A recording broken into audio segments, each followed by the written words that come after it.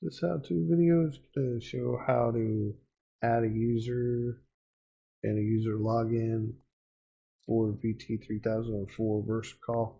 So not using, there is a way where you can use your network login. This is not that video. This is on just one for just inside VT3000. So first thing you want to do is select the core software from your welcome screen.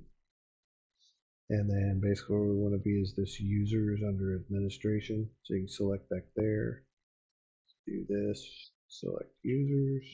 So now this is going to show me all the users that exist now. So what we want to do is actually add a new one. We're going to hit add. So username. So this is what you actually want them to type in on the login screen. So let me go with John Doe. We space that out. And so the full name, so this would be, what you want as a note for yourself. So maybe this is just VT3000 login.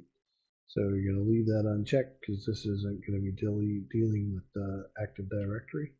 And then here you're going to type in whatever their password is. So for this one, I'm just 123456. Enter their email address. I already have this one set up.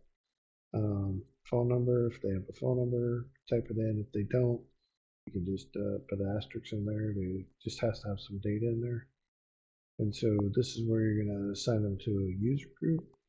If you haven't set up a user group, make sure you watch that how-to or read that how-to on how to set up a user group, and then you can come back to this.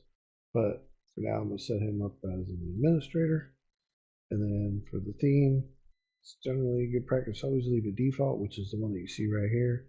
There's also a high contrast one, which some people may want to use. It just makes the screen basically black and white.